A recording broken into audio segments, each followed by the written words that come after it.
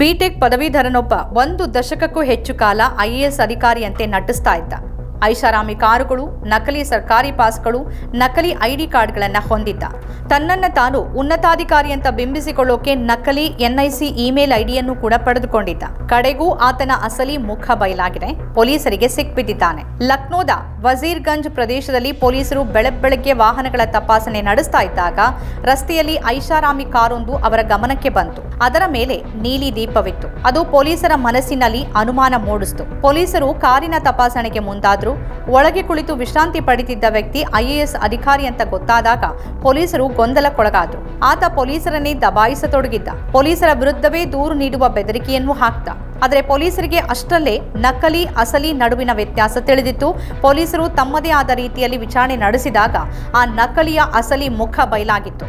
ಆತ ಪೊಲೀಸರಿಗೆ ಹೇಳಿಕೊಂಡ ಐಎಎಸ್ ಹುದ್ದೆ ನಕಲಿ ಅಂತ ಗೊತ್ತಾಯಿತು. ಹೀಗೆ ಪೊಲೀಸರಿಗೆ ಸಿಕ್ಕಿ ಬೀಳುವ ಮೊದಲು 1 ಅಲ್ಲ 2 ಅಲ್ಲ 10 ವರ್ಷಗಳಿಂದ ಆತ ತನ್ನ ನಕಲಿ ಐಎಎಸ್ ಹುದ್ದೆಯನ್ನು ನಿಭಾಯಿಸಿದ್ದ. ಆತನ ಹೆಸರು ಸೌರಭ್ ತ್ರಿಪಾಠಿ. ಆತ ಸರ್ಕಾರಿ ಸಭೆಗಳಲ್ಲಿ ಭಾಗವಹಿಸ್ತಾ ಇದ್ದ. ಅನೇಕ ಸಭೆಗಳಲ್ಲಿ ಅವನು ನಿಜವಾದ ಅಧಿಕಾರಿಗಳನ್ನು ಗದರಿಸ್ತಾ ಇದ್ದ. ನಿರ್ಧಾರಗಳನ್ನು ಬದಲಾಯಿಸುವಂತೆ ಒತ್ತಡ ಹೇರ್ತಿದ್ದ. ಇಡೀ 10 ವರ್ಷಗಳ ಕಾಲ ಅವನ ಈ ವಂಚನೆ ನಡೆದಿತ್ತು. ಯಾರಿಗೂ ಅವನು ನಕಲಿ ಅನ್ನೋ ಸುಳಿವು ಸಿಕ್ಕಿರಲಿಲ್ಲ. ಆದರೆ ಮೊನ್ನೆ ಪೊಲೀಸರ ಕೈಯಲ್ಲಿ ಸಿಕ್ಬಿದ್ದ. ಆತ ಅನೇಕ ನಕಲಿ ಪಾಸ್ಗಳು ಮತ್ತು ಐಡಿಗಳ ಮೂಲಕ ಐಎಎಸ್ ಅಧಿಕಾರಿಯಂತೆ ನಟಿಸ್ತಾ ಇದ್ದದ್ದು ಬಹಿರಂಗಗೊಳ್ತು. ಆತ ಒಂದೊಂದು ಕಡೆ ಒಂದೊಂದು ಹುದ್ದೆಯೊಂದಿಗೆ ಪರಿಚಯಿಸಿಕೊಳ್ತಾ ಇದ್ದ. ಕೆಲವೊಮ್ಮೆ ಕ್ಯಾಬಿನೆಟ್ ವಿಶೇಷ ಕಾರ್ಯದರ್ಶಿ, ಕೆಲವೊಮ್ಮೆ ಯುಪಿ ನಗರಾಭಿವೃದ್ಧಿ ಇಲಾಖೆಯ ವಿಶೇಷ ಕಾರ್ಯದರ್ಶಿ. ಹೀಗೆ ಆ ನಕಲಿ ಐಎಎಸ್ ಅಧಿಕಾರಿಯ ಆಟ ಸಾಗಿತ್ತು. ಸೌರಭ್ ತನ್ನ ಸ್ಥಾನವನ್ನು ತೋರಿಸಿ ಅಧಿಕಾರಿಗಳ ಮೇಲೆ ಒತ್ತಡ ಹೇರ್ತಿದ್ದ ಎನ್ನಲಾಗಿದೆ. ಆ ಮೂಲಕ ಆತ ಅನೇಕ ಕೆಲಸಗಳನ್ನ ಮಾಡಿಸಿಕೊಳ್ತಾ ಇದ್ದ. ಯಾರಾದರೂ ತನ್ನ ಮಾತನ್ನ ಕೇಳದೇ ಇದ್ರೆ ಅಂತಹ ಅಧಿಕಾರಿಗಳಿಗೆ ಬೆದರಿಕೆ ಹಾಕ್ತಾ ಇದ್ದ. ಆ ನಕಲಿ ಐಎಎಸ್ ಅನೇಕ ಬಾರಿ ಹೋಟೆಲ್ಗಳಲ್ಲಿ ಅಧಿಕಾರಿಗಳ ಸಭೆಗಳನ್ನ ನಡೆಸಿ ನಿರ್ಧಾರಗಳನ್ನ ಬದಲಾಯಿಸುವಂತೆ ಒತ್ತಡ ಹೇರ್ತಾ ಇದ್ದ. ಅವರೆಲ್ಲ ಅದು ಹೇಗೋ ಆತನ ಬಲೆಗೆ ಬಿದ್ದಿದ್ರು. ಆತನ ಗುರುತನ್ನೂ ಕೂಡ ಅವರ್ಯಾರೂ ಪ್ರಶ್ನಿಸಲಿಲ್ಲ. ಅನುಮಾನಿಸಿದಾಗ ಆತ ಬೆದರಿಕೆ ಒಡ್ಡಿದ್ರಿಂದ ಕಡೆಗೆ ಎಲ್ಲರೂ ಮೌನವಾಗಿದ್ರು. ಆ ಅಧಿಕಾರಿಗಳನ್ನ ಬಳಸಿಕೊಂಡು ಆತ ಜನರ ಕೆಲಸಗಳನ್ನ ಮಾಡಿಸಿ ಅವರಿಂದ ಹಣ ಸುಲಿಗೆ ಮಾಡ್ತಿದ್ದ. ಕೋಟ್ಯಾಂತರ ರೂಪಾಯಿ ಮೌಲ್ಯದ ಆಸ್ತಿಯನ್ನೂ ಗಳಿಸಿದ್ದ. ವಿಚಾರಣೆಯ ನಂತರ ಪೊಲೀಸರು ಸೌರಭ್ನ ನೋಯ್ಡಾ ಮತ್ತು ಲಕ್ನೋ ಅಡಗುತಾಣಗಳ ಮೇಲೆ ದಾಳಿ ನಡೆಸಿದ್ರು. ಹಲವಾರು ನಕಲಿ ಐಡಿ ಕಾರ್ಡ್ಗಳ ಜೊತೆಗೆ ಐಷಾರಾಮಿ ಕಾರುಗಳು ಪತ್ತೆಯಾದವು. ನಿಜವಾದ ಐಎಎಸ್ ಅಧಿಕಾರಿಯ ಬಳಿಯೂ ಇರೋಕೆ ಸಾಧ್ಯವಿರದಷ್ಟು ಕಾರುಗಳಿದ್ವು. ಲಕ್ನೋ ನಂಬರ್ ಪ್ಲೇಟ್ಗಳನ್ನ ಹೊಂದಿರುವ 3 ಇನೋವಾ ಕ್ರಿಸ್ಟಾ ಕಾರುಗಳು ಕಂಡು ಬಂದಿದೆ. ಇವಲ್ಲದೆ ನೋಯ್ಡಾ ನಂಬರ್ ಪ್ಲೇಟ್ ಹೊಂದಿರುವ ಫಾರ್ಚುನರ್, ಪಾಟ್ನಾ ನಂಬರ್ ಪ್ಲೇಟ್ ಹೊಂದಿರುವ ಡಿಫೆಂಡರ್ ಮತ್ತು ಮರ್ಸಿಡೀಸ್ ಸಿಐ ಕಂಡು ಬಂದಿವೆ. ರಾಜ್ಯ ಮತ್ತು ಕೇಂದ್ರ ಸರ್ಕಾರದ ಸ್ಟಿಕ್ಕರ್ಗಳೊಂದಿಗೆ ಅವು ಪತ್ತೆಯಾಗಿವೆ. ಈ ಎಲ್ಲ ವಾಹನಗಳು ಸರ್ಕಾರಿ ಪಾಸ್ಗಳನ್ನ ಹೊಂದಿವೆ. ಅವು ನೀಲಿ ದೀಪಗಳನ್ನು ಹೊಂದಿದ್ವು. ಆದರೆ ಅವುಗಳನ್ನ ನಿಜವಾದ ಐಎಎಸ್ ಅಧಿಕಾರಿಗಳ ವಾಹನಗಳಲ್ಲಿ ಅಳವಡಿಸಲಾಗಿಲ್ಲ. ವರದಿಯ ಪ್ರಕಾರ 36 ವರ್ಷದ ಸೌರಭ್ ಕಂಪ್ಯೂಟರ್ ಸೈನ್ಸ್ನಲ್ಲಿ ಬಿಟೆಕ್ ಪದವೀಧರ.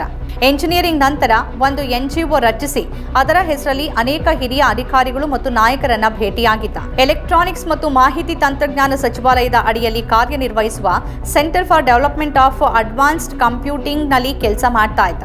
ಕಡೆಗೆ ಆ ಕೆಲಸವನ್ನ ಬಿಟ್ಟು ನಕಲಿ ಐಎಎಸ್ ಅಧಿಕಾರಿಯ ಆಟ ಶುರು ಮಾಡಿದ್ದ. ನಕಲಿ ಎನ್ಐಸಿ ಇಮೇಲ್ ಐಡಿ ರಚಿಸಿದ.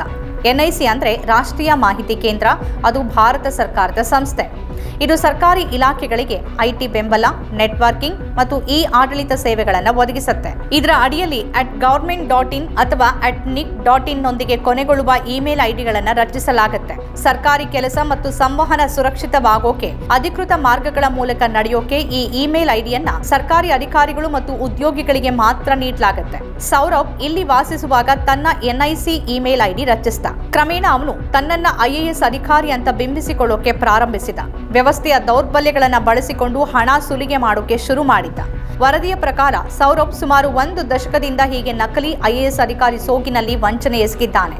ಈಗ ಪೊಲೀಸರಿಂದ ಸಿಕ್ಕಿ ಬಿದ್ದಿದ್ದಾನೆ. ಸೈಬರ್ ತಂಡ ಅವನ ಲ್ಯಾಪ್ಟಾಪ್ ಮತ್ತು ಮೊಬೈಲ್ ಫೋನ್ ಅನ್ನು ಪರಿಶೀಲಿಸ್ತಾ ಇದೆ.